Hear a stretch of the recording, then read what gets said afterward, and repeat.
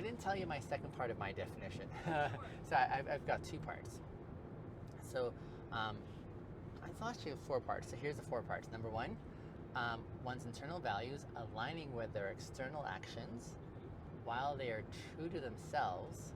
True to themselves meaning like a lot of people get their moral framework of what's right and wrong taught to them, right?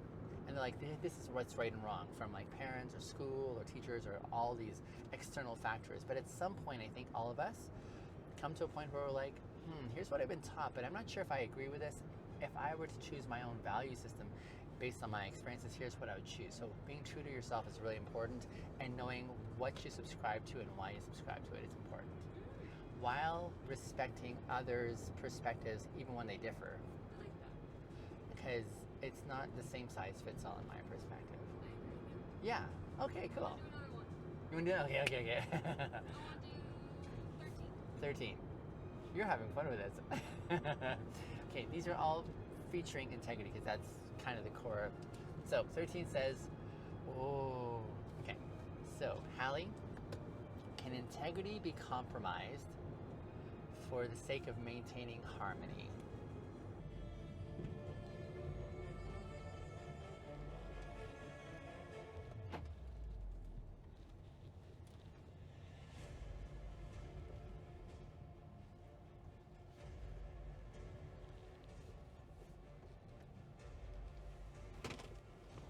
Hey, For Bob? for Bob, welcome.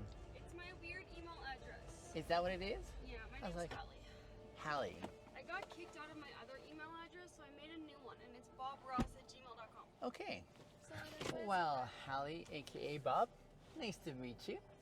I am too. Binyam. Nice to meet you. I find names fascinating, especially when they're not what you expect.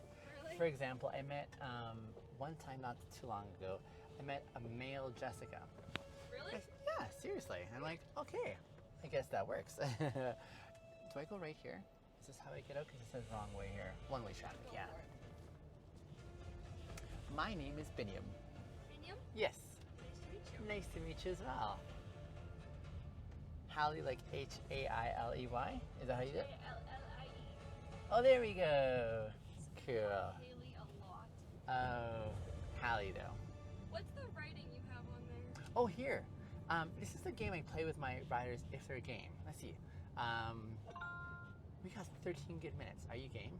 How are you feeling? Are you like... Depends what it is. It depends what it is. Okay, so let me give you a bit of background. And I like that you're aware of like, do I have energy for it or not? So let me give you the pitch.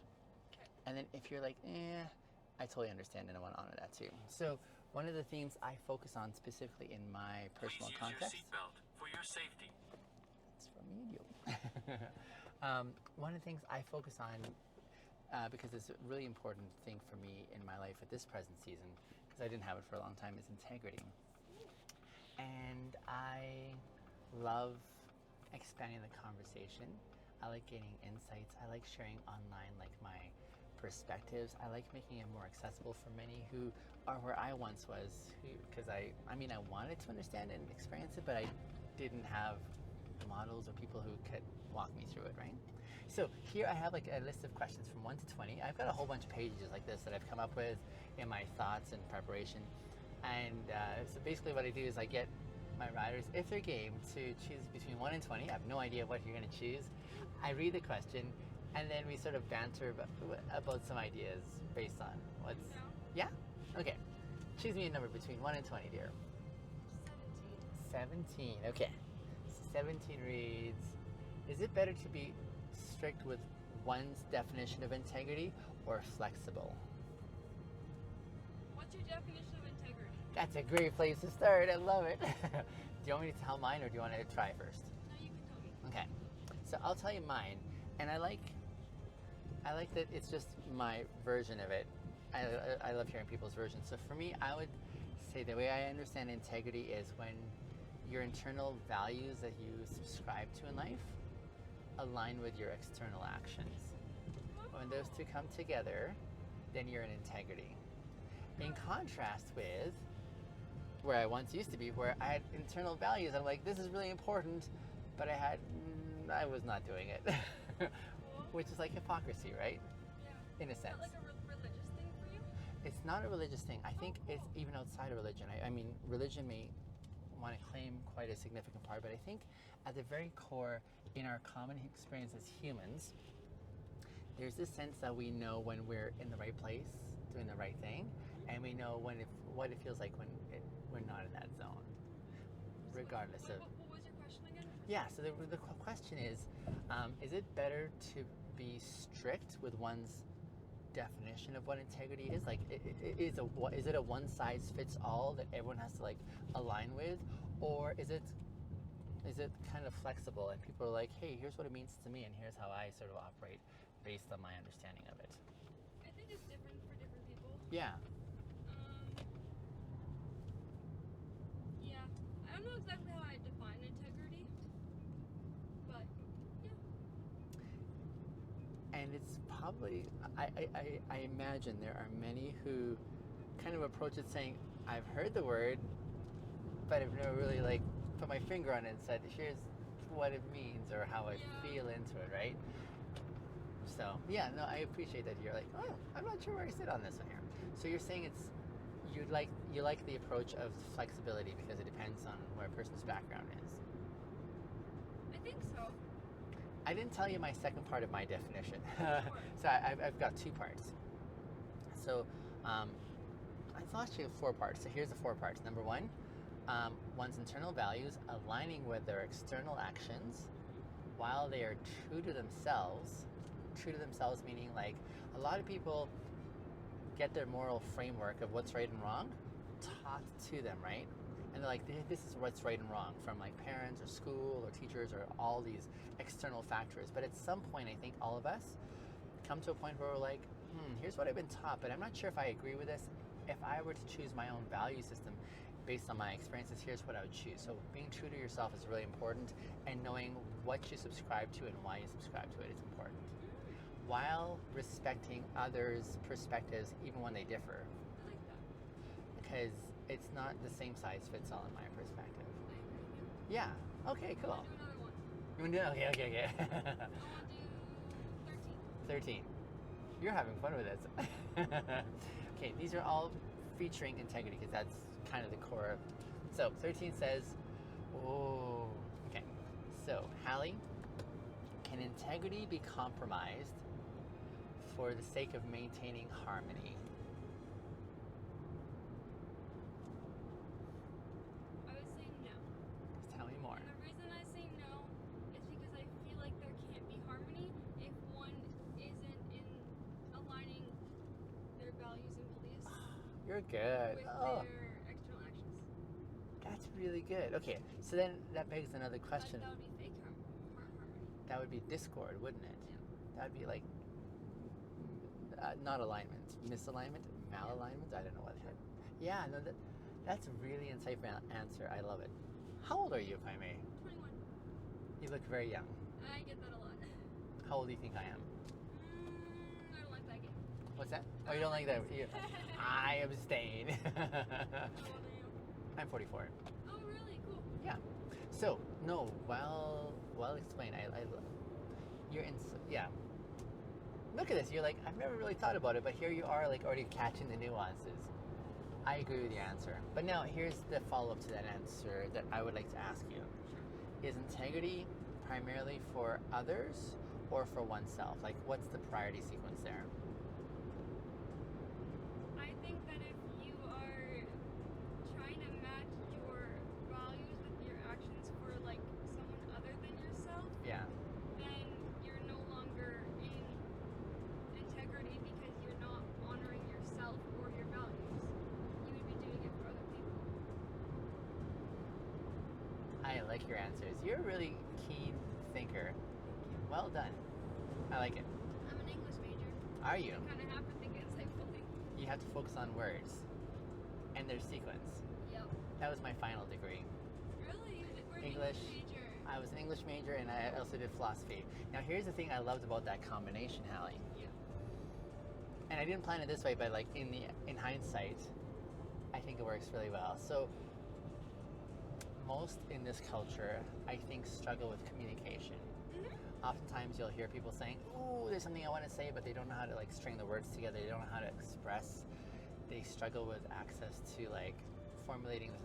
And one of the disciplines we have in our English degree is how do you articulate through writing? How do you put ideas together? How do you sequence them? How do you present them? How do you orchestrate the presentation, right?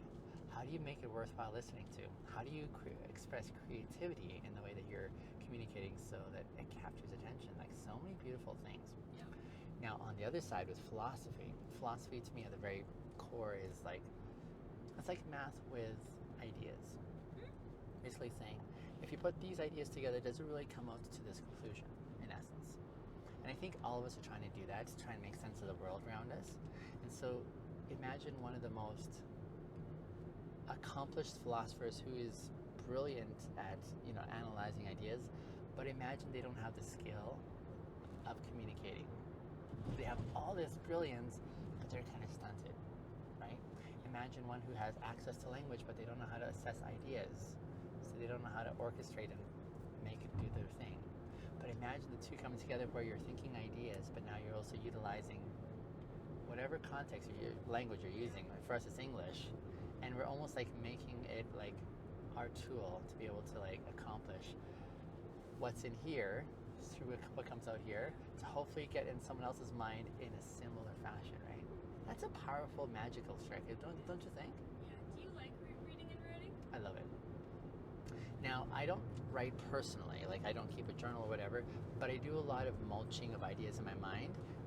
Okay. I feel like I'm gifted at speaking and communicating and simplifying and a whole bunch of beautiful things that happen along the way there. So that's kind of like my realm of strength, if you will. Yeah. I like reading. Yeah. More than I like. Actually, that's not true. I like writing poetry and I like writing essays. I know I'm weird for liking to write essays, but I think that there's something really beautiful about when you have this like however many pages of just like thoughts. Yes. And they're your own and they're original. That there's something beautiful about it. It's really weird. It's like a work of art. But I love essays. I like writing them. I like planning them. Yeah. So when you write essays, do you do drafts and drafts to try and find? Yes. See, I don't. And Most I know people don't. most people don't, eh? See, like I try to I'm lazy. That's my laziness coming out. But I try to sort and mulch everything in my mind, and then once it's like clarified in my mind, then I just kind of like do the thing. I always make like an outline first. Okay. And then I write my first draft, and then I usually leave it for about a day. Yeah. And then I go back and I like print it out and I underline it, highlight different colors, what works, what doesn't. Yeah. And I do that 3 or 4 times until I'm happy. Okay, that's really cool. What do you like writing about? If you were given freedom to like fully indulge in like this creative process, where would your investment go in your writing? Well, in terms of school, I like writing about utopian versus dystopian societies because I think that it's really cool to imagine a world that is perfect, but in that sense, I also like talking about satire. So my favorite thing I've ever written Yeah. is that I got to. Have you ever heard of Thomas More Yes. and his work Utopia? Yes. I'm unfamiliar with it though. That's okay. His work Utopia is basically writing about utopian society, but Yeah. there's subtle mockery in it. It's basically mocking utopian society. Yeah. So I made the argument in a paper Yeah. about a utopian society can never truly be perfect. Yeah. Ooh. And I think that was fascinating. Now, what was the core theme or premise that you were working off of? Because I don't disagree, but yeah, what was the core? Because I would say, I was working off gender stereotypes. Okay. They put women and men both in very like traditional roles Yeah. that cannot exist. oh, I see. Like not for everyone anyways. Yeah. I was also it was like 2 years ago. I'm trying to think. Yeah. I built off the ideas of just like honestly like the way that Thomas More framed certain wording. Yeah. It would always be something really positive. Yeah. Hidden with something negative right after. So it'd be like, oh, this society's perfect, Yeah. but Yeah. they treat their servants like garbage, or something like that, right? That Interesting. suggests Yeah. potentially that he doesn't actually agree with utopian society. Intriguing. I also really like reading Oh yes, Foster's Tale. Shakespeare? Oh yes. Favorite Shakespeare play? Oh, I haven't read too many recently. Mine is Merchant of Venice. I never read that one. I think probably Hamlet. Hamlet. Oh, the tragedies. Because it's a mix of tragic, Yeah. kind of Yeah. And weirdly like mysterious, but like in like a horror kind of way. okay. Or is that Macbeth? There's one of them too. There's also Macbeth as well. Similar themes. Double spoiled. So yeah. Hey, Hallie, I have got a final request for you. Sure. Before I make this request, I want to encourage you to say no if that is your gut response, because it's a bigger ask.